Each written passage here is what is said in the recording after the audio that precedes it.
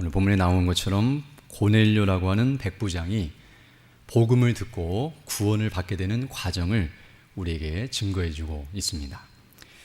오늘은 이 시간 관계상 10장 1절부터 8절까지만 읽었는데요. 이 10장 전체를 다 보게 되면 이제 이 고넬료와 그 가정이 또 그의 친구들과 그와 함께한 사람들이 복음을 듣게 되고 또 그 가운데 구원을 받는 놀라운 역사가 일어나고 있다는 사실을 우리에게 가르쳐주고 있습니다. 오늘과 이 말씀을 상고할 때에 성령께서 역사하셔서 오늘 본문을 통해 말씀하시고자 하시는 하나님 아버지의 뜻이 무엇인지를 온전히 깨닫고 확신하면서 우리 주 예수 그리스도 안에 있는 복음의 은혜와 영광으로 충만케 하시기를 소원합니다. 먼저 오늘 본문 1절을 보게 되면 이렇게 말씀하고 있는데요. 1절에서는 고넬료라고 하는 이 사람이 어떤 사람인지에 대해서 소개해 주고 있습니다. 오늘 본문을 보게 되면 가이사랴에 주둔하고 있는 이탈리아 대라고 하는 군대의 백부장이라고 소개하고 있습니다. 1절부터 보면 가이사랴에 고넬료라 하는 사람이 있으니 이탈리아 대라 하는 군대의 백부장이라. 이 말을 통해서 먼저 이 고넬료라고 하는 사람은 유대인이 아니라 이방인, 곧 로마 군인이라는 사실을 우리에게 가르쳐주고 있습니다. 당시 여기 가이사랴라고 하는 이 지역은 로마 총독이 주로 거주하는 장소였는데요. 특히 여기 본문에 보게 되면 이탈리아 대라고 하는 군대의 이름이 기록되고 있는데요. 이 군대는 바로 그 총독을 보호하고 또 경호하는 그런 역할을 감당했던 것으로 보여집니다. 또한 이탈리아 대라는 이름이 붙은 것처럼 이탈리아, 곧 로마의 수도이기도 하고 그런 로마 지역을 가리키는 표현인데요. 바로 그 군대라는 이 이름을 통해서 바로 이 군대를 구성하고 있는 구성원들이 순수한 로마인의 혈통을 가진 그런 본토인들을 중심으로 이루어진 그런 부대였다는 것을 알 수 있고요.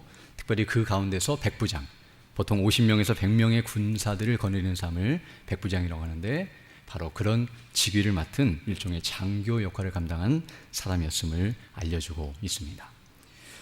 이런 것들을 통해서 우리는 고넬료라고 하는 사람이 정통 로마인이었다는 사실, 즉 본토에서 태어났거나 아니면 그렇지 않았다 할지라도 혈통적으로 로마 시민권을 가진, 돈으로 보통은 시민권을 사는 경우도 있었는데요. 그런 경우가 아닌 정말로 누가 보더라도 정통 로마인이었고 더 나아가서 엘리트 계층에 있었던, 즉 똑똑하고 돈도 있고 권세도 있는, 어떤 면에서 신분적으로 확실한 위치에 있는 그런 사람이었다는 것을 알 수 있습니다.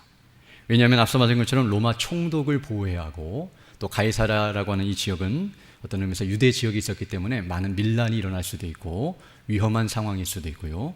또 다른 타 지역에 파견이 되는 이런 군인이었기 때문에 용맹도 있어야 하지만 지혜도 있어서 그 사람들을 파악하고 있어야 하고 또 그들을 군사적으로 제압할 수 있는 그런 능력이 있어야 하고 더 나아가서 어떠한 그런 신분이 있어서도 문제가 없는, 마치 스파이와 같이 총독을 살해할 수도 있는 위험성이 있기 때문에 정통 유대인이면서도 신분적으로나 신분적으로 또 전혀 문제가 없는 사람들을 뽑아서 이와 같이 정예 부대를 만들게 되는데요.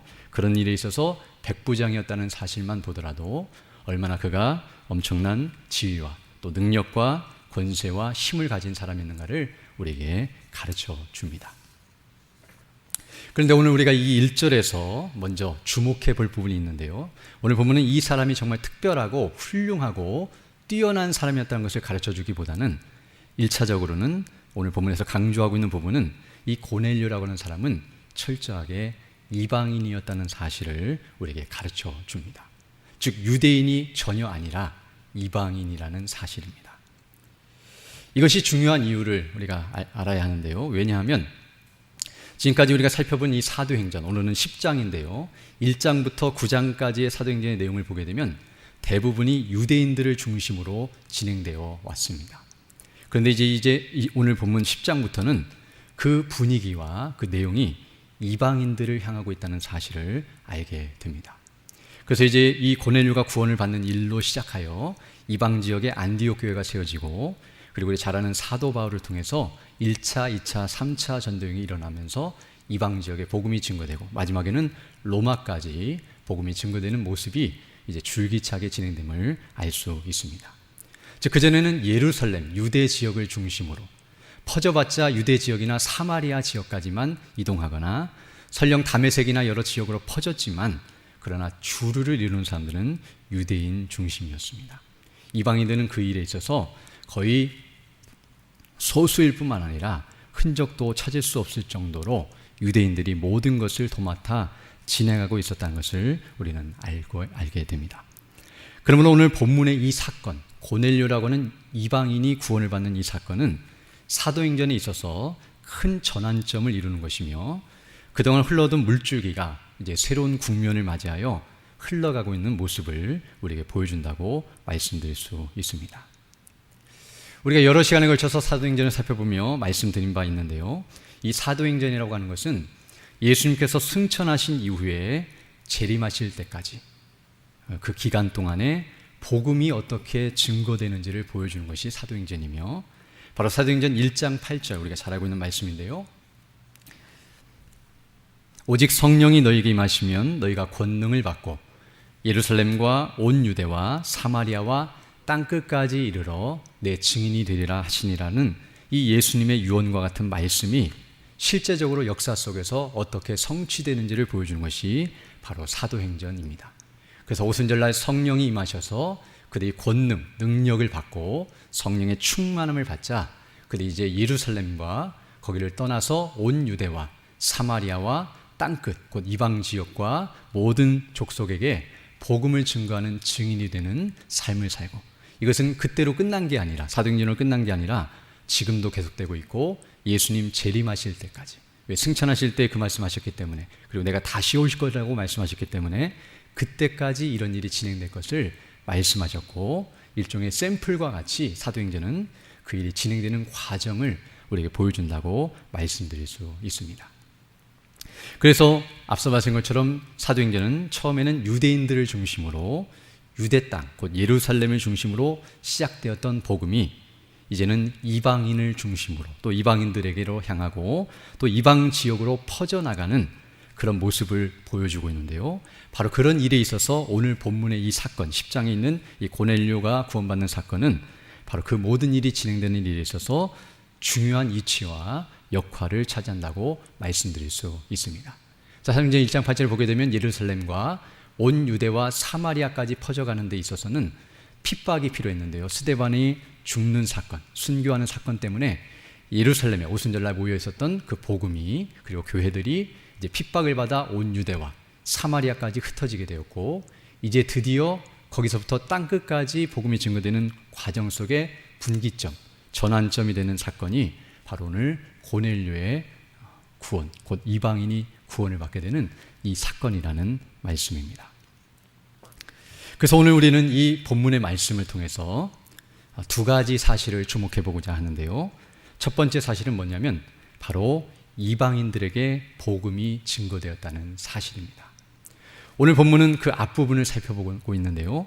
오늘 고넬료에게 복음이 어떻게 증거되고 있는지 그 과정을 설명해 주면서 오늘 본문이 기록되고 있는데 이 말을 통해서 우리가 분명히 알게 되는 것은 이방인들에게 복음이 증거되고 있다는 사실입니다. 그리고 이방인에게 복음이 증거된다는 사실은 어떤 의미를 함축하고 있냐면 바로 이방인도 구원을 받을 수 있다는 사실을 그 속에 내포하고 있습니다. 복음은 그냥 증거되지 않고 구원받을 사람이 있기 때문에 증거되는 것이고 복음이 증거되면 반드시, 물론 시간이 걸릴 수는 있겠지만 반드시 구원받는 역사가 일어나게 되어 있습니다. 그러면 오늘 본문에서 복음이 증거됐다는 것, 물론 뒤에 가서 이제 구원을 받는 모습이 나오는데요. 이 말은 이방인들이 구원을 받게 된다는 사실을 성경이 증거하고 있다는 것을 알게 됩니다. 또한 두 번째로 살펴볼 것은 이렇게 이방인들에게 복음이 증거됐다는 사실뿐만 아니라 오늘 본문은 그런 이방인들에게 복음이 도대체 어떻게 증거되게 되는지, 즉 이방인들이 구원을 받는 방식이 무엇이고 그 이방인들에게 복음이 증거되는 방식이 무엇인지를 우리에게 가르쳐 줍니다. 즉 두 가지 사실인데요. 이방인들이 구원받았다는 것과 그 다음에 두 번째는 그들이 어떻게 구원받았는지 그 방식을 오늘 본문이 우리에게 가르쳐 준다고 할 수 있습니다.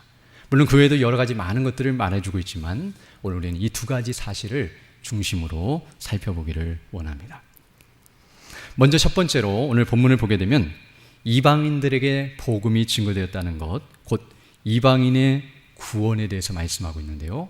이것은 정말 우리 모두에게 있어서, 지금 이 시간 말씀을 듣는 우리 모두에게 있어서 너무나도 중요한 문제가 아닐 수 없습니다. 수천 년 전에, 지금부터 지역적으로 많이 떨어져 있었고 로마 군인이었고 나와는 전혀 관계없는 이방이었던 고넬료가 구원받는 것이 나와 무슨 상관이 있는가라는 생각이 들 수 있지만 결코 그렇지 않습니다. 왜냐하면 지금 우리 모두는 어떤 의미에서 이방인이라고 말할 수 있습니다. 지금 이곳에 유대인은 한 명도 없고요, 유대인의 혈통을 가진 자는 전혀 없으며 유대인의 입장에서 볼 때 우리는 완벽한 이방인, 대한민국에 사는, 그리고 혈통적으로도 전혀 다른 이방인들입니다. 그러므로 이방인이 구원을 받는 이 문제는 우리의 구원과 매우 밀접한 연관을 가지고 있습니다. 왜냐하면 만약 이방인이 구원을 받을 수 없다고 한다면, 즉 이방인의 구원이 비성경적이고 그리고 그것이 하나님의 뜻이 아니고 그리고 인간이 자의적으로 행동하고 노력한 결과물이라고 한다면 우리의 구원은 무효화될 수 있습니다. 우리가 지금 구원받았다고 확신하고 있고 우리도 예수를 믿고 구원받았다고 믿고 있지만 성경이 이방인의 구원에 대해서 말하지 않고 성경이 이방인의 구원에 대해서 전혀 언급하지 않거나 그것을 부정하고 있다고 한다면 우리의 노력과 우리의 믿음은 다 헛것이라는 것을 알게 됩니다. 그러나 오늘 본문은 바로 이방인의 구원이 하나님 아버지의 뜻이며 우리 주 예수 그리스도의 것을 가지고, 바로 복음인데요, 그 복음을 가지고 역사하시는 성령님의 행사라는 사실을 우리에게 분명하게 가르쳐주고 있습니다. 그래서 우리는 이 모습을 통해서 다시 한번 이방인의 구원이 얼마나 놀랍고 영광스러운 것인지, 물론 이방인의 구원만 그런 건 아니지만 그것에 대해서 우리가 다시 한번 깨닫고 확신하면서 하나님께 영광을 돌리고 또한 그 가운데 담겨져 있는 뜻이 무엇인지를 기억하면서 우리도 그 일에 더욱 힘쓰는 믿음의 사람들이 되기를 간절히 소망합니다. 우리가 아는 것처럼 이방인의 구원이라고 하는 것, 이것은 지금 우리에게는 보편화되어 있지만 지금 이 사도행전이 기록된 당시에 또 이런 일이 진행되고 있었던 그 당시에는 정말 충격적이고 상상할 수 없는 일이었다는 것을 우리는 잘 알고 있습니다. 즉 유대인들에게 있어서 그러한데요, 그 말은 유대교에 속한 유대인들 아니라 그리스도인들마저도, 즉 그냥 정통 유대인들, 유대교에 속해서 구약에 있는 하나님만을 믿는 그런 유대교인들도 바로 이방인들의 구원에 대해서 전혀 무관심했고 생각도 못했던 일인데요, 더 나아가 거기서 개종하여 기독교, 곧 그리스도인들이 된 교회 성도들마저도 이런 이방인의 구원에 대해서 관심도 없고 생각도 할 수 없었던 일이라는 사실입니다. 왜냐하면 우리가 잘 아는 것처럼 유대인들은 선민의식을 가지고 있었습니다. 자신들은 택함받은 족속이다. 즉 자신들은 아브라함을 하나님께서 택하시고 그 족속으로, 그 혈통을 따라 태어난 백성들이며 우리가 잘 아는 모세를 통하여 하나님께서 성막과 십계명과 또 여러 가지 그들이 하나님의 백성임을 증거하시는 일들을 통해서 우리가 담임 목사님 통해서 계속 듣고 있는데요, 이와 같이 이스라엘 백성들, 특별히 유대인들은 자신들은 하나님께 택함을 받고 구원받은 하나님의 백성들이라는 의식으로 충만한 사람들이었습니다. 그래서 그들은 자신들과 다른 족속이나 이방인들과는 상종도 하지 않았고 또 그들에게 전혀 관심이 없었습니다. 그래서 그리스도인이 되었다 할지라도, 이제 뒤에 가서도 보게 되겠지만 이런 유대인들 가운데 예수를 믿고 구원을 받아 교회의 성도가 되었음에도 불구하고 이런 의식은 그들에게 쉽게 지워지지 않아서 이방인들에 대한 구원에 대해서도 동일한 마음을 가지고 있었다는 것을 알 수 있습니다. 그래서 이들은 유대인의 구원에만 관심이 있었고 그래서 그들에게만 복음을 증거하기를 힘썼습니다. 바로 사도행전 앞부분, 우리가 지금 10장을 보고 있는데요, 1장부터 9장까지의 내용이 바로 그러하였습니다. 오순절날 성령이 임하셔서 그들이 권능을 받고 복음을 증거했음에도 불구하고 그들이 증거하는 복음의 대상은 여전히 유대인들이었습니다. 그래서 그들의 마음속에는 구원에 있어서 정통 유대인만 구원받을 수 있다. 즉 본토에서 태어나거나 본토에서 태어나지 않고 이방 지역에 태어났다 할지라도, 어느 지역에 태어났다 할지라도 혈통적으로 유대인이라고 한다면 그들은 구원을 받을 수 있고 구원 안에 있다고 여겼으며, 그런 정통 유대인들이 유대교뿐만 아니라 교회 안에서도 주류를 이루고 있었고 중심을 이루고 있었습니다. 바로 예루살렘 교회가 바로 그런 유대인들로 중심을 이룬 교회였다는 것을 우리가 알게 되고요. 바로 베드로가 그런 일에 있어서 유대인의 사도와 같이 그들을 가르치고 또 교회를 섬기는 일꾼이었다는 사실을 우리가 알게 됩니다. 물론 이방인의 구원이 전혀 없었던 것은 아닙니다. 즉 성경을 보게 되면 또 여러 가지 역사를 보게 되면 이방인의 구원이 완전히 배제된 것은 아니었지만 그들은 소수에 불과했습니다. 제한이 있었는데 어떤 이방인들만 구원을 받을 수 있었냐면 할례라고 하는 규례를 통하여, 그 의식을 통하여 유대교에 입교한 이방인들만, 어떤 의미에서 혈통은 아니지만 의식적으로 유대인이 된 사람들만 유대인으로 인정을 받고 그들이 제사나 예배에 참여할 수 있었고 구원을 받을 수 있다고 여기는 그런 분위기 속에 있었습니다. 그리고 우리 잘 아는 것처럼 그리스도인들도, 즉 교회 성도들도 바로 그러한 자들에게만 복음을 증거하였고 그들과만 교제하려고 애썼다는 사실을 우리가 알 수 있습니다. 그래서 앞에서도 분쟁이 있었지만 그 안에는 헬라파 유대인과 히브리파 유대인이었지 이방인이 아니라 유대인들끼리 서로 팔을 나누고 싸우는 일이 있었어도 다들 유대인 중심으로 일을 행하였고 바로 그런 유대인 중심의 교회가 계속 진행되고 있었다는 사실입니다.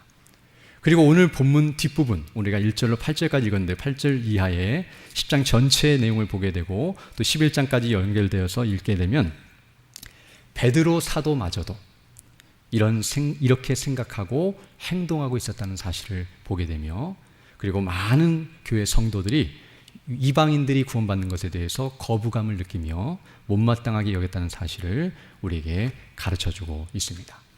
그래서 오늘 본문 뒷부분인 10장 28절로 29절을 보게 되면 이렇게 말씀하고 있는데요. 사도행전 10장 28절로 29절입니다. 이르되 유대인으로서 이방인을 교제하는 것과 가까이 하는 것이 위법인 줄을 너희도 알거니와. 지금 이 말은 베드로가 고넬료가 보낸 사람들의 초청을 받아서 고넬료의 집에 도착했을 때 했던 말입니다. 그러면서 들어가서 하는 말이, 내가 유대인으로서 너희 같은 이방인들과 교제하는 것이 위법이다. 유대인들로서는 법을 어기는 것이고 마땅치 않은 것임을 알고 있는데, 그러나 하나님께서 내게 지시하사 아무도 속되다 하거나 깨끗이 않다 하지 말라 하시기로, 29절 보게 되면 부름을 사양치 아니하고 왔노라 묻노니 무슨 일로 나를 불렀느냐라고 말씀하는 것처럼, 이제 앞에서 환상 중에 하나님께 부정한 것을 먹으라고 하셨을 때에 나는 그렇게 할 수 없습니다라고 고백하는 과정 속에서도 베드로는 철저하게 율법 중심으로 그리고 유대인을 중심으로 그런 일을 행하였었고, 이런 이방인들과 상종하지 않거나 그들과 교제하거나 식탁의 교제를 나누는 것이 바로 그런 것들인데요, 그런 일을 하지 않았다는 사실을 말해주고 있습니다. 또 뒤에 이렇게 고넬료에게 복음을 증거하고 그 가족들이 구원을 받은 소식이 이제 예루살렘 교회에 들려지고 나서, 그다음에 예루살렘 교회에 있었던 성도들의 반응이 11장 1절로 3절에 기록되어 있는데요, 11장 1절부터 보게 되면 이렇게 말씀하고 있습니다. 유대에 있는 사도들과 형제들이 이방인들도 하나님 말씀을 받았다함을 들었더니, 즉 유대에 있는 예루살렘 교회 사도들과 많은 성도들이 이방인고 고넬료와 그 가족들이 또 그 이방인들이 하나님 말씀 복음을 들었다는 말을 듣고 기뻐 뛰며 좋아했던 것이 아니라 2절 보게 되면 베드로가 예루살렘에 올라갔을 때에 할례자들이 신란하여 비방하고 그를 고소하고 또 그렇게 안 좋게 모함하고 있는 모습인데요, 가로되 내가 무할례자의 집에 들어가 함께 먹었다라고 그를 비방하고 있는 모습이 나오고 있습니다.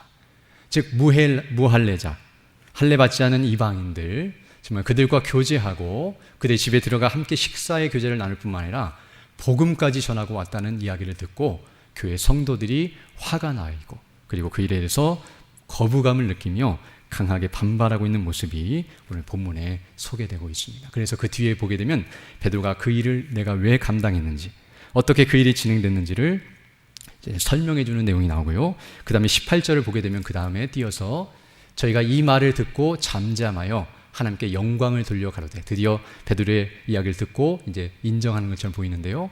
그러면 하나님께서 이방인에게도 생명 얻는 회개를 주셨도다 하니라라고 말하면서 드디어 그 일에 대해서 조금이나마 이해를 하고 어떻게 그런 일이 있었는가 놀라하면서도 그런 일이 있는 것에 대해서 신기해하고 있는 그런 모습을 보여주고 있습니다. 이처럼 유대인, 곧 혈통적으로나 형식적으로나 상관없이 그들만 구원받을 수 있다는 의식이 지배적인 그런 상황 속에서 오늘 본문의 사건, 고넬료라고 하는 이방인이 구원을 받고 있다는 사실, 이것은 정말 놀라운 일이 아닐 수 없습니다. 고넬료는 이제 오늘 본문에서도 나와 있고 또 앞으로도 계속 살펴보게 되겠지만, 이 사람은 이방인인 뿐만 아니라 앞에서 말한 것처럼 할례를 받고 유대교에 속한 자가 아니라 무할례자로서 완전한 이방인이었다는 사실을 우리에게 가르쳐주고 있습니다. 이런 이방인이 구원을 받는다는 것, 정말 이방인으로서 구원을 받는다는 것은 어떤 의미에서는 우리가 방금 말씀드린 것처럼 사람의 생각이나 노력으로는 불가능한 일이라는 사실을 알 수 있습니다. 유대인들이 생각해도 그 일은 있을 수 없는 일이었고, 이방인들도 노력할 수 없는, 어떻게 시도해보거나 그렇게 할 가능성을 생각해 볼 수도 없는 일이었습니다. 둘 다 불가능한, 어느 쪽에서 시작하더라도 시작할 수 없고 노력한다 할지라도 무너질 수밖에 없는 일이었다는 사실을 생각할 때에 우리는 다시 한번 오늘 본문을 통해서 이방인의 구원이라고 하는 것은 사람의 뜻이 아니라 하나님의 뜻이었다는 사실과, 사람이 노력하고 생각하고 고안해낸 결과물이 아니라 하나님의 능력이요 하나님의 은혜라는 사실을 우리가 다시 한번 깨닫게 됩니다. 사실 이 이방인의 구원이라고 하는 것은 성경이 줄기차게 우리에게 증거해주고 있는 내용입니다. 우리 잘 아는 것처럼 구약 성경을 보게 되면 곳곳에서 이방인의 구원에 대하여 말씀해주고 있습니다. 물론 간헐적이기도 하고 잘 주류로 드러나지 않기는 하지만 그 부분에 대해서 하나님께서 계속 말씀하시는 부분이 있는데요. 우리 잘 아는 기생 라합, 여리고성에 있었던 그 기생 라합이 구원을 받는 모습, 또 모압 여인이었던 룻, 이방인이었지만 그 여인이 구원을 받고 예수님의 족보에 드는 이런 놀라운 역사, 그리고 아브라함에게 하셨던 약속을 보게 되면 하나님께서 말씀하시기를 너로 인하여 모든 족속, 땅의 모든 족속이 복을 받을 것이다. 유대인들만 구원받을 것이다. 너희 혈통만 구원받을 것이다가 아니라 바로 모든 족속이 바로 우리 주 예수 그리스도, 그 아브라함의 후손으로 오실 예수님을 통하여 구원을 받게 될 것을 아브라함에게 이미 말씀하셨다는 것을 알 수 있습니다.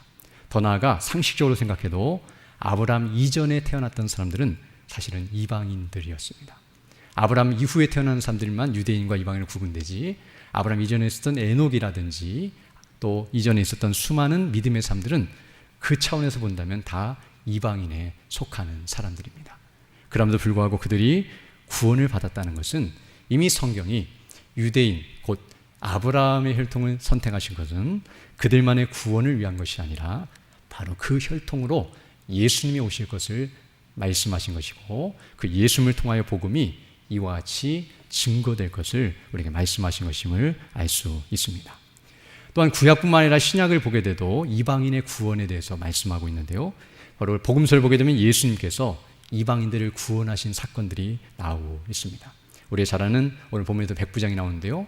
바로 그 하인의 종의 그 병을 고쳐달라고 요청했던 백부장, 이만한 믿음을 본 적이 없다고 말했던 것처럼 말씀만 하옵소서 그러면 내 하인이 낫겠나이라고 말했던 그 백부장이 구원을 받는 모습과, 또 우리가 잘 아는 귀신 들린 딸이 고침받은 수로보니게의 여인, 괴취급을 당하고 이방인이었기 때문에 정말 그런 고통 가운데 있음에도 불구하고 자녀의 떡에서 떨어지는 그 부스러기라 상에서 떨어지는, 자녀를 먹이고 상에서 떨어지는 부스러기라도 먹기를 원합니다라고 고백했던 그 수로보니게의 여인, 또 이방인까지는 아니라 할지라도 우물가의 여인으로 알려진 사마리아 여인, 그 혼혈족이고 이방인보다도 더 무시당하고 업신여김받는 사마리아 사람들까지도 구원하시는 모습이 바로 성경에 기록되어 있으며, 우리 잘 아는 것처럼 승천하실 때 예수님이 하신 말씀 앞서 우리가 살펴봤는데요. 너희는 예루살렘과 온 유대와 사마리아가 아니라 땅끝까지 이르러 내 복음의 증인이 되라고 하신 그 명령 속에도 이미 이방인의 구원의 약속이 들어있다는 사실을 알게 되며, 또 오순절날 성령께서 강림하셨을 때에, 충만하게 역사하실 때에 그들이 각 족속의 언어로 복음, 하나님의 큰 일을 증거하게 하신 그 사건은 어떤 의미에서 모든 족속에게 각종 언어로 복음이 증거될 것을 미리 보여준 사건이라는 것도 알 수 있습니다. 또한 오늘 본문과 가장 가까운 사건으로는 바로 사울의 회심을 알 수 있는데요. 사울을 회심시키고 그를 하나님께서 구원하여 주신 것도 바로 이방인의 사도로 부르셔서 이방인들에게 복음을 증거하시기 위함이라고 이미 아나니아를 통해서도 가르쳐 주셨고, 그 자신에게도 알려주셨고, 그 사명을 이제 계속 감당하게 나가는 모습들을 통해서 이 이방인의 구원이 바로 하나님께서 작정하시고 뜻하신 하나님의 행사라는 사실을 우리에게 분명하게 가르쳐주고 있습니다. 그러므로 오늘 본문의 이 사건, 이방인이 구원받는 것은 갑작스럽게 우연히 일어난 그런 일이 아니라 이미 하나님의 뜻 안에서 진행되어 왔고, 이제 그것이 온전히 드러나고 있는 것임을 우리에게 가르쳐주고 있습니다. 바로 우리가 구원을 받은 것도 그런 연장선상 속에서 하나님께서 베푸신 은혜와 영광이라는 사실을 기억하면서 정말 하나님 앞에 감사드리고, 또 그 일로 인해서 주의 이름과 그 영광을 높이며, 또 그 일에 있어 우리가 온전히 쓰임받는 자들이 되기를 원합니다. 이제 오늘 본문에서 두 번째로 우리가 살펴볼 것이 있는데요. 첫 번째는 이방인이 구원을 받는다는 사실을 가르쳐준과 동시에 이제 오늘 본문은 그런 이방인들의 구원이 어떻게 이루어지고 있는가, 이방인들을 구원하시는 구원 방식이 무엇인가를 오늘 본문은 또한 우리에게 가르쳐주고 있습니다. 바로 고넬료가 구원을 받는 모습인데요. 오늘 10장 2절부터 8절까지의 내용 속에서 이 고넬료가 구원을 받는 과정이, 그런 방식이 바로 이방인들을 구원하시는 방식임을 우리에게 가르쳐주고 있습니다. 이제부터 보게 되면 이렇게 말씀합니다. 그가, 즉 고넬료라고 하는 사람이 경건하여 온 집으로 더불어 하나님을 경외하며 백성을 많이 구제하고 하나님께 항상 기도하였다라고 말씀하고 있습니다. 즉 이 고넬료라고 하는 사람은 이방인인데도 불구하고 경건한 사람, 그 뒤에 나가는 것처럼 하나님을 믿고 하나님을 경외하는 사람이었다는 것을 우리에게 말해 줍니다. 또한 더 나가서 백성을 많이 구제했다라고 말씀하고 있는데, 여기서 말하는 백성은 로마인들이 아니라 이스라엘 백성들인데요. 지금 주둔하고 있는 곳이 유대 땅이었고, 그가 식민지 삼고, 로마가 식민지 삼고 그들이 관리하고 감독하는 그 이스라엘 백성들을 많이 구제하고 선을 행하고 돕고 그들에게 많은 도움과 혜택을 주고 있는 그런 아름답고 복된 선행을 하는 모습임을 우리에게 가르쳐주고 있습니다. 그리고 이 고넬료라고 하는 사람은 오늘 본문에 보니까 하나님께 항상 기도하는, 하나님의 말씀을 따라서 그 뜻을 따라 선을 행하고 하나님의 경외할 뿐만 아니라 기도하며 하나님의 은혜를 구하는 그런 사람이었다는 사실을 우리에게 가르쳐주고 있습니다. 그래서 3절을 보게 되면 하루는 제 9시쯤에, 9시는 오늘날 말하는 오후 3시인데요. 그때 환상 중에, 즉 기도하는 가운데 환상 중에 밝히 봄에 하나님의 사자, 곧 천사가 들어와 가로되 고넬료야 하니, 고넬료가 주목하여 보고 두려워 가로되 주여 무슨 일이니까? 천사가 가로되 내 기도와 구제가 하나님 앞에 상달하여 기억하신 바가 되었다라고 말씀해주고 있습니다. 즉 그는 외식적으로 바리새인들과 같이 그렇게 사람들에게 평판이 좋고 인정받기 위해서 이런 일을 한 것이 아니라 진심으로 그리고 바르게 일을 행했다는 사실과 하나님께서 그것을 인정하시고 받으실 정도로 온전한 모습이었다는 것을 우리에게 가르쳐 줍니다. 그러고 나서 이제 이 일로 말미암아 5절 보게 되면 내가 지금 사람들을 욥바에 보내어 베드로라는 시몬을 청하라고 이제 천사가 명령을 내리고 있는데요. 저는 피장, 가죽으로 옷을 만들거나 신발을 만드는 그런 가죽 장인을 말하는데요. 그 피장 시몬의 집에 우거하고 있으니 그 집은 해변에 있느니라 하더라. 즉 어느 집에 어느 가까이에 있는지 다 설명해 주면서 그 베드로가 있는 그곳에 사람을 보내어 청할 것을 요구하고 있습니다. 7절 보게 되면 마침 말하던 천사가 떠나매 고넬료가 집안 하인들과 종졸 가운데 경건한 사람 하나를 불러 이를 다 고하고 욥바로 보내니라 라고 말씀한 것 같이 천사의 명령을 따라서 그 하인들을 불러서 그 일을 실행하고 있는 모습이 오늘 본문에 소개되고 있습니다. 먼저 우리는 이 말씀을 통하여 오늘 2절로 8절의 말씀, 이방인의 구원과 관련하여 고넬료가 구원받는 모습인데요. 이것을 통해서 우리는 고넬료가 의로운 사람이었고 의로운 행실을 하는 사람이었다는 사실을 보게 되는데요. 그러나 여기서 우리가 주의할 점은 무엇이냐면 그가 구원받은 것은 그가 그렇게 의로운 사람이었고 의로운 삶을 살았기 때문이 아니라는 사실입니다. 고넬료뿐만 아니라 모든 사람이 사실은 하나님 앞에서 다 죄인이며 멸망받을 악인들이라는 사실을 성경은 주기차게 말하고 있고요. 바로 이 고넬료도 본질상 죄인이며 그 본성도 악하고 하나님 앞에서 멸망을 받아야 할 진노의 자녀라는 사실을 우리는 잘 알고 있습니다. 그러나 이 사람이 어떻게 이렇게 변화가 되어서 하나님을 경외하고 그 말씀에 순종하며 기도하는 이런 사람이 되었는가? 이것은 그 과정을 우리가 다 알 수 없지만 하나님의 은혜라는 사실을 깨닫게 됩니다. 즉 성령께서 그로 하여금 하나님을 알게 하시고 믿게 하시고 이런 놀라운 은혜를 주셔서 그가 이와 같은 모습을 보이게 됐다는 사실. 즉 오늘 본문은 그의 행함을 보여주는 것이 아니라 그런 행함을 통해서 그의 마음에 있는 중심에 있는 믿음을 보여주고 있다는 것을 알 수 있습니다. 즉 오늘 보이고 있는 이 모든 모습들은 그의 믿음의 열매로서의 행함이고 바로 이런 모든 것들은 그가 믿음이 있다는 사실을 보여주는 증거물이라는 사실입니다. 만약 믿음이 없었다고 한다면 이방인으로서 바로 하나님을 경외하고 유대인들을 구제한다는 것은 불가능한 일이라는 것을 알게 됩니다. 로마 군인으로서 식민지 사람들이 믿고 있는 신을 섬긴다는 것, 그들이 얼마나 그 신이 부족하고 연약했다면 이들이 식민지가 되었을까? 그들을 보호할 수도 없는 신을 내가 왜 믿어야 하는가라고 생각이 들 수밖에 없고요. 또 그렇게 자기가 다스리고 명령하면 따르는 그런 종들과 같은 유대인들을 이와 같이 구제하고 섬긴다는 것은 하나님을 두려워하거나 하나님을 믿거나 하나님을 의뢰하는 믿음이 없다면 결코 인간적으로는 할 수 없는 행동이라는 것을 알게 됩니다. 즉 상식적으로는 할 수 없는 이런 일들이 그에게 일어나고 있다는 것은 이미 그의 마음속에 믿음이 있다는 사실을 우리에게 보여줍니다. 그러나 더 우리가 여기서 기억할 것은 그 믿음이 있었지만 그 믿음은 사실은 구약의 하나님을 믿는 믿음이었습니다. 즉 유대인들이 믿는 믿음이었고 그들이 가르쳐주는 구약 성경을 통해서만 알고 있는 믿음의 수준이었는데요. 그래서 이제 오늘 본문을 보게 되면 그에게 예수님이 누구신가?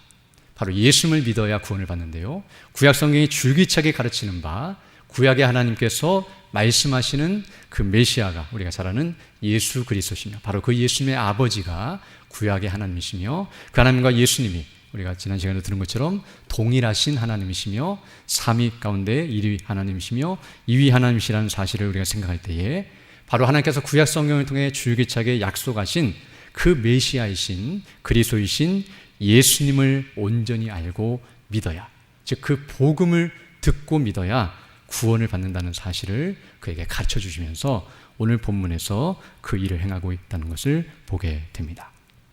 그래서 이제 하나님께서는 그 일을 하시기 위해서 환상 중에 기도하는 가운데 환상에 천사를 보내셔서 이제 베드로를 청하라는 요청을 하게 명령하고 있음을 보게 됩니다. 오늘 이 모습을 간단하게 보게 되면 어찌 보면 이방인의 구원이라고 하는 것은 앞에서 본 것처럼 너무나 어렵기도 하고 특이한 일이었기 때문에, 즉 사람의 힘과 노력으로는 불가능한 일이었기 때문에 지금 하나님께서 그 이방인을 구원하기 위해서 특별한 방식, 특이한 방식으로 그들을 구원하시고 있는 것처럼 보일 수 있습니다. 즉 이렇게 천사를 보내 환상 가운데 이 일을 행하시는 것처럼 보이지만 그렇지 않습니다. 오히려 오늘 본문을 보게 되면 오히려 이방인들을 구원하는 방식도 유대인들을 구원하는 방식과 동일하게, 아니 어느 누구들을 어떤 사람을 구원하든지 똑같은 방식으로, 동일한 방식으로, 보편적인 방식으로, 지금 우리가 구원받은 방식으로 구원하신다는 사실을 오늘 본문도 분명하게 가르쳐주고 있습니다. 그것은 무엇이냐면 사람이 구원을 받는 것은 바로 복음을 들을 때, 믿음은 들음에서 나며 들음은 그리스도의 말씀이라고 하신 것처럼 사람이 구원을 받는 것은 반드시 복음을 들을 때 그 들은 말씀을 믿음으로 구원을 받게 하신다는 것을 가르쳐 주시기 위해서 오늘 본문의 사건이 일어나고 있다는 사실입니다. 즉 천사를 통해서 어떤 능력이나 표적이나 이적을 보여주시는 방식으로 구원하시는 것이 아니라 사람은 복음을 들음으로 구원을 받게 된다는 것을 오늘 보여주고 있습니다. 그것이 바로 베드로를 청하라는 내용인데요. 천사가 직접 그 사람을 구원시키지 않고 베드로를 보내셔서 베드로를 청하게 하셔서 그로 하여금 복음을 듣게 하셔서 구원하신다는 것을 오늘 본문을 통해서 다시 한번 가르쳐주고 있습니다. 또한 더 나아가서 복음이라고 하는 것은 천사가 아니라 사람을 통하여, 즉 전도자와 교회를 통하여 듣게 하시는 방식으로 복음이 증거되게 하시고 구원하신다는 사실을 오늘 본문은 우리에게 분명하게 가르쳐주고 있습니다. 즉 오늘 본문 보게 되면 천사가 나타나서 천사가 직접 복음을 가르쳐주지 않고 이적도 안 보여주고 복음도 들려주지 않고 베드로를 청하여, 그것은 바로 교회인데요, 교회를 청하여 바로 그 교회를 통하여 복음을 듣게 하시는 방식으로 그들을 구원하신다는 사실을 천명하고 있음을 알 수 있습니다. 바로 오늘날 우리가 구원을 받는 방식도 똑같은데요, 우리는 어떤 의미에서 거지 나사로와 부자 이야기에서 말한 것처럼 나사로를 살려보내시면 그들이 이적을 보고 믿을 것입니다 라고 말했지만 이미 모세와 선지자들이 있고 그들에게 들어야만 한다. 즉 하나님의 말씀, 복음을 듣는 방식으로 하나님께서 구원하시기를 원하셨고 전도에 미련한 방식으로 구원하시기를 기뻐하셨다고 말씀하신 것 같이 이전이나 지금이나 영원토록 동일하게, 즉 예수님 재림하시는 그날까지 하나님께서 이방인들을 구원하시는 방식도 동일한 방식으로 구원하신다는 것을 우리에게 가르쳐 줍니다.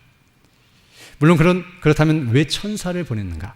천사를 보낸 것은 몇 가지 이유가 있는데요, 이렇게 천사를 보낸 이유 중에 몇 가지 그 중에 하나는 바로 고넬료로 하여금 이와 같은 일을 행하도록, 즉 베드로를 청할 수 있도록 그에게 명령하기 위함이었습니다. 만약 다른 사람이 왔다면, 그냥 사람의 수준에서 말했다면 그가 무시하거나 듣지 않았을 텐데요, 이렇게 경건한 사람인데 기도하는 가운데 천사가 나타났을 때 이건 하늘의 명령이고 하나님께서 명령하신 신적인 권위를 가진 것이라는 것을 알았기 때문에 베드로를 청하는 대로 나갔다는 것. 인간의 생각으로는 이방인이 유대인을 청할 수도 없고 청해도 오지 않을 것을 알았기 때문에 그런 일을 시도하는 것이 불가능해 보여도 하나님의 명령에 순종하도록 그 일을 먼저 행하도록 이끌고 있다는 것을 우리에게 보여줍니다.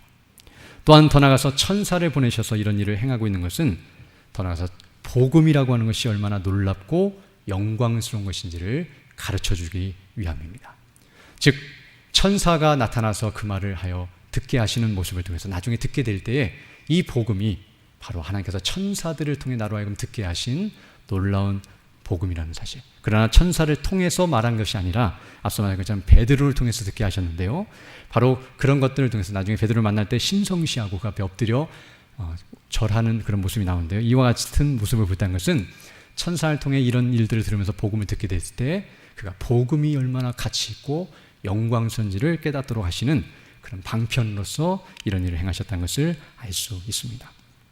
더 나아가서 천사를 보냈다는 것은 직접적인 방식이 아니라 간접적인 방식이라고 말씀드렸는데요, 이런 일을 행하신 것은 이 고넬료로 하여금 또 더 나아가서 베드로나 모든 성도들과 우리 모두를 위한 것이었는데요, 바로 이 모든 것이 하나님의 뜻이라는 것을 더욱 확신시켜 주시기 위한 그런 방편이었다는 것을 알게 됩니다.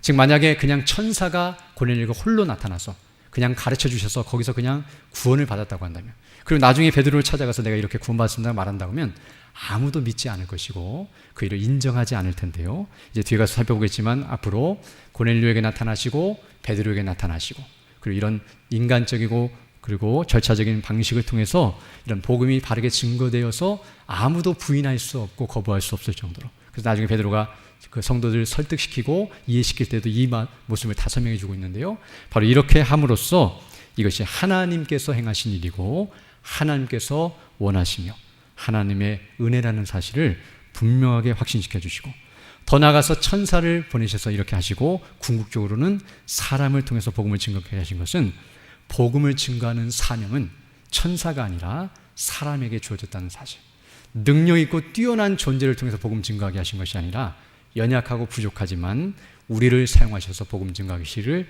기뻐하시고 도리어 우리가 그런 영광스러운 직분에 부르심을 받았고 그 일에 쓰임받고 그 사명을 감당한다는 것이 천사보다 더 영광스러운 직분을 감당하고 있다는 것을 깨닫게 하시는 모습이라는 사실을 우리 다시 한번 깨닫게 됩니다.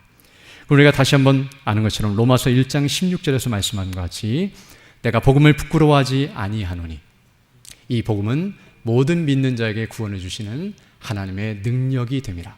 첫째는 유대인에게요 또한 헬라인에게로다 라고 말씀하신 것 같이 오늘 본문은 이방인을 높이고 있는 것도 아니고 유대인을 높이고 있는 것도 아니고 그리고 천사를 높이는 것도 아니고 사람을 높이는 것도 아니고 궁극적으로는 복음을 높이고 있다는 사실을 깨닫게 됩니다. 즉 복음이 이와 같이 놀라운 능력과 은혜가 되어서 유대인뿐만 아니라 이방인들도 구원하여 주시고 그리고 천사가 아닌 사람들을 통하여 그 복음이 증거되게 하시고 그 복음으로 말미암아 우리를 사용하셔서 하나님의 백성들을 구원하신다는 사실. 그러므로 우리가 집중하고 주목해야 할 것은 바로 복음밖에 없다는 사실. 정말 우리가 구원받기를 원한다면 그 복음을 듣기를 원하여 교회에 나와야 하고 이렇게 공적인 예배를 통해서 그 말씀을 듣기를 힘써야 하고 비록 사람이 증거한다 할지라도 그 말씀을 청종하며 그 말씀 앞에 온전히 회개하고 돌이키는 일이 있어야 한다는 사실과 더 나아가서 다른 사람이 구원받기를 원한다면 우리가 이와 같이 복음을 증거해야 한다는 사실.